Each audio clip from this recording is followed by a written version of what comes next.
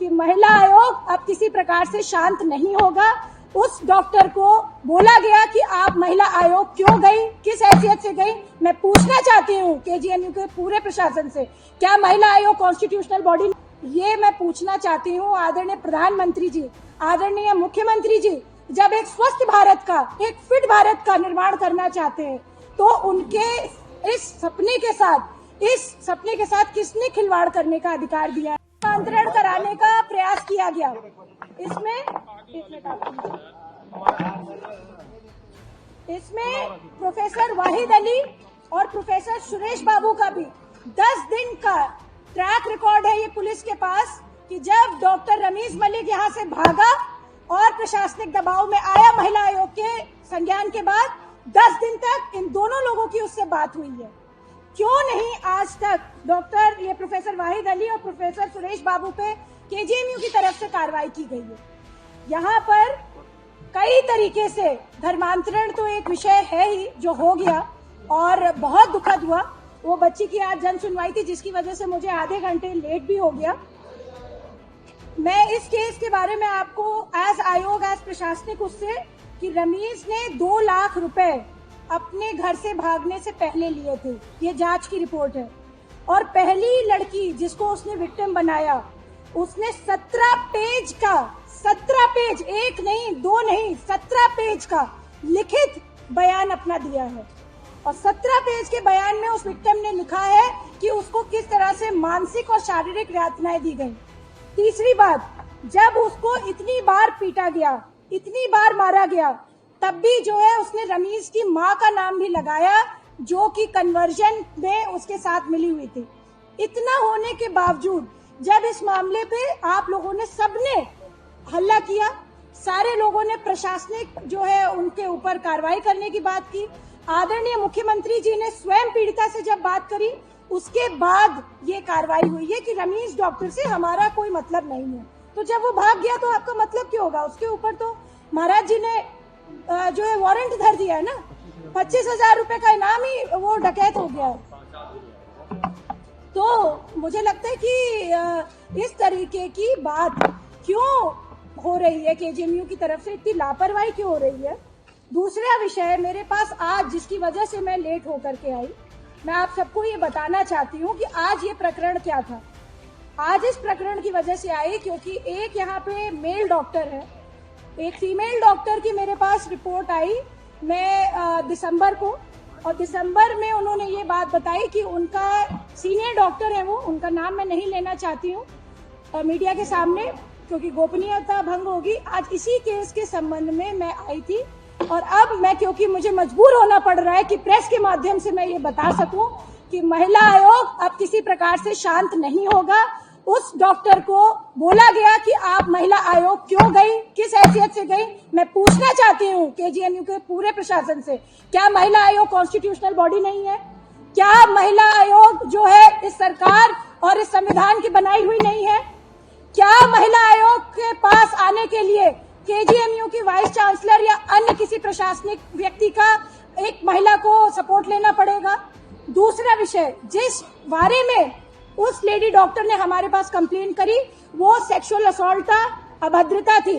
जब उन्होंने लगातार कंप्लेन करी, और ये प्रकरण पिछले 6 माह से चल रहा है, जब लगातार उन्होंने ये कंप्लेन करी, उसके बाद जब वो मेरे पास दिसंबर में आई है तो उनसे बोला गया कि आप महिला आयोग मत जाइए, हम विशाखा कमेटी बनाते हैं, विशाखा कमेटी की जांच रिपोर्ट आएगी। उसको भी, विशाखा कमेटी को भी अपनी तरह से तोड़ मरोड़ करके वो सारे सबूत जो है और साक्ष्य जो है सबको बताए गए।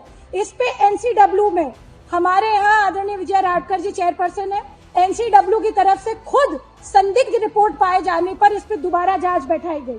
तो मुझे लगता है कि केजीएमयू में स्वास्थ्य के ऊपर तो काम हो नहीं रहा है, यहाँ पर बच्चों की पढ़ाई के ऊपर नहीं ध्यान दिया जा रहा है, यहाँ पर वाइस चांसलर महोदय मिलना नहीं चाहते हैं कॉन्स्टिट्यूशनल बॉडी से, और इस तरह की असहज रूप से समाज के प्रति जो एक दर्पण दिया जा रहा है, जिस तरह से तीमारदार यहाँ पर लाइन के लाइन खड़े रहते हैं। और सबसे बड़ा विषय यहाँ पर यह है, जिस व्यक्ति ने उस महिला डॉक्टर के साथ अभद्रता करी, वो व्यक्ति ही ब्लड बैंक का इंचार्ज था। ब्लड स्टोरेज बैंक का ये सर्टिफिकेट अप्रूवल है, जिसकी 2 साल तक परमिशन नहीं थी। प्रशासन को और सरकार को, दोनों लोगों को सब तरीके से अंधकार में रखा गया। ये मैं पूछना चाहती हूँ आदरणीय प्रधानमंत्री जी, आदरणीय मुख्यमंत्री जी, जब एक स्वस्थ भारत का, एक फिट भारत का निर्माण करना चाहते हैं तो उनके इस सपने के साथ किसने खिलवाड़ करने का अधिकार दिया है, इस पे मुझे जवाब चाहिए। और ये कॉपीज मैं आप सभी को दूंगी क्योंकि ये मेरे पास लिखित आई है। ये सारी कॉपीज 2 साल तक बिना लाइसेंस के किसी को भी अलाउड नहीं है कि आप जो है किसी तरीके से ब्लड बैंक चलाएं। यहाँ 2 साल में गायनेकोलॉजी डिपार्टमेंट में महिलाओं को जब ये ब्लड सप्लाई हुआ, कितनी डेथ्स हुई, इस पे जांच होनी चाहिए कि नहीं होनी चाहिए? तो इस पे जांच होगी और हम ये अश्योर करेंगे कि इसमें अगर किसी की मृत्यु हुई है या इस तरीके की लापरवाही हुई है और जो मोदी जी और योगी जी का फिट इंडिया का सपना ध्वस्त करने का काम किया है, इस पे भी संज्ञान लिया जाएगा। मैं समझती हूँ कि ये सारा आपको जो है प्रेस विज्ञप्ति के माध्यम से और एक ये जो certificate of approval to blood storage centre for storage of whole human blood, जो ये पूरी परमिशंस नहीं थी, 2 साल के साक्ष्य थे और उस व्यक्ति विशेष को बचाने का कार्य करा है। ये किसकी शय पे हो रहा है, ये एक बहुत बड़ा प्रश्न है जो मुझे लगता है कि हम सबको जानना अति आवश्यक है। विशाखा कमेटी में पीड़िताओं के मामले में निष्पक्ष जांच क्यों नहीं होती है? क्यों लगातार विशाखा कमेटी की रिपोर्ट हमारी संदिग्ध पाई जाती है? क्यों ब्लड स्टोरेज हमारा बंद हो गया था? क्यों केजीएमयू की महिला पीड़िताओं का महिला आयोग में आने से क्यों रोका जाता है? इस तरीके की बात और प्रेशर करके जो 8 लोगों ने गवाही दी गई, जिन 8 से 9 लोगों ने जिन्होंने गवाही दी, वो कॉन्ट्रैक्ट बेसिस पर यहाँ पर काम कर रहे थे। उनको गवाही देने के बाद डराया जाता है कि आप अपना बयान चेंज करिए, आप अपना केजीएमयू के लिए बयान दीजिए, वरना आपको हम नौकरी से निकाल देंगे। बिल्कुल, आदरणीय राज्यपाल महोदय को मैं ऑलरेडी पत्र लिख चुकी हूँ और महामहिम को भी मैं ये बात खुद स्वयं जाकर के भी बताऊंगी।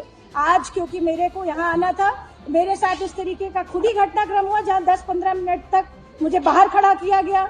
यहाँ के जो पुलिस कर्मचारी हैं, यहाँ पे जो प्रशासन ने केजीएमयू को प्रशासनिक सुविधाएं दे रखी हैं, वो लोग खुद कह रहे थे कि इनको खोल देना चाहिए था दरवाजा, वरना इतना जो हाय हल्ला हुआ है वो नहीं हुआ होता। और अभी भी बहुत अच्छे से बात करने के लिए आई थी। ये काम बहुत गलत किया है कि यहाँ पर एक कॉन्स्टिट्यूशनल बॉडी को, एक वाइस चेयरपर्सन को इस तरीके से काम कर रहा है। तो मुझे लगता है कि महिलाओं की क्या रिस्पेक्ट होती होगी यहाँ पर, बीइंग अ महिला, महिलाओं के प्रति क्या उनका रुख है, ये समझ में आ रहा है। मैडम अभी क्या कुलपति मैडम से बात हुई है कि नहीं हुई? मुलाकात या बात की हुई? ने ना ही हमें लिखित शिकायत में धर्मांतरण की कोई बात कही है और ना ही हमने जो पूरी फाइंडिंग करी है उसमें किसी प्रकार से धर्मांतरण की कोई बात आई है। महिला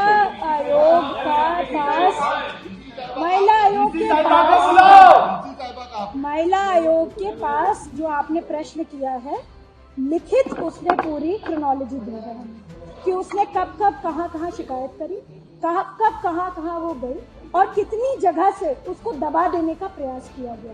दूसरा भी एक केस खुला है, दूसरे केस में भी धर्मांतरण का विषय नहीं है, परंतु आपके सामने वो लखनऊ का ही केस है जहाँ कैसरबाग में एडमिट है वो बच्ची और दोनों पक्षकार जो है एक ही धर्म से हैं। तो मैं ये समझती हूँ कि ये जो केजीएमयू है इतना प्रतिष्ठित, जहाँ लोग इलाज कराने आते हैं, जहाँ लोग जो है पढ़ाने भेजते हैं अपने बच्चों को देश भर से, यहाँ एक ड्रीम होता है कि हम केजीएमयू में पढ़े। यहाँ स्वास्थ्य सेवाओं के अतिरिक्त, यहाँ पढ़ाई लिखाई के अतिरिक्त धर्मांतरण चल रहा है, महिला डॉक्टरों के साथ छेड़खानी चल रही है, फिर महिलाओं को अपने हक या अपने फंडामेंटल राइट के लिए बोलने पर भी जो है उनके ऊपर बाध्यता लगाई जाती है। तो ये सब क्या है, ये इस तरीके की बात क्यों है? और सबसे बड़ी बात, ये ब्लड बैंक का क्यों नहीं था? 2 साल तक कैसे ब्लड बैंक चला और आपने सरकार को क्यों नहीं अवगत कराया इस बारे में? कहाँ आपने ब्लड सप्लाई किया? किस किस की मौतें हो गई ब्लड की वजह से? ये बात केजीएमयू को बतानी पड़ेगी। अब अगर संज्ञान में आ गया है तो हमारे पास, हम इसको पूरी तरह से प्रशासन को देंगे। हम आम जनमानस के स्वास्थ्य के साथ भी, खास तौर से महिलाओं के स्वास्थ्य के साथ भी बिल्कुल कदापि खिलवाड़ नहीं होने जिंदाबाद। जिंदाबाद जिंदाबाद। समय नहीं लिया गया था। आप, मैंने सबसे पहले रजनीश जी यही बोला कि क्या मुझे आपसे मिलने के लिए समय लेना पड़ेगा या मुझे क्या किसी तरीके से समय लेने की आवश्यकता है? आप एक डॉक्टर हैं, आप एक कुलपति हैं, आपकी प्रतिबद्धता है मिलना।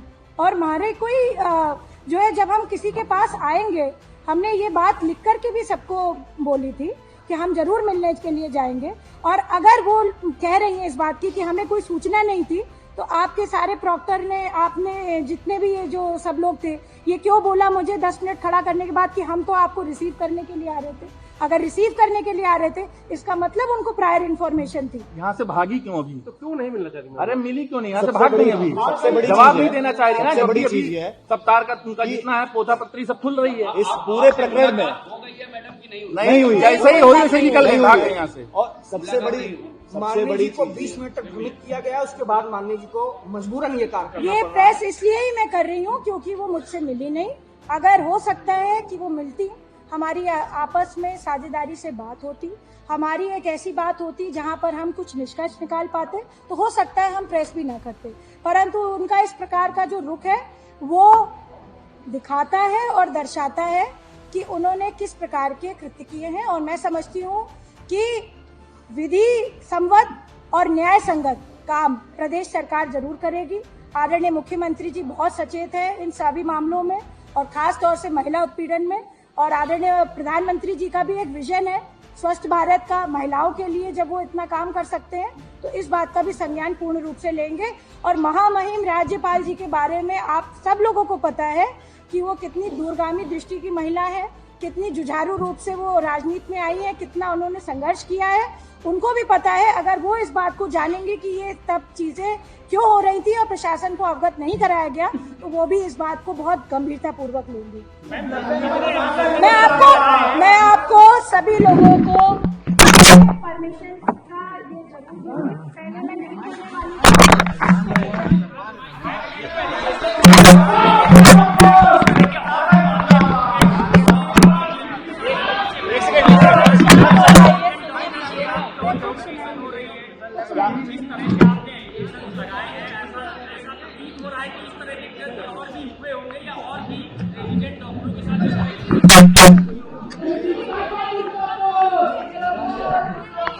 महिला आयोग के पास साक्ष्य है, इसलिए मैं आई हूँ।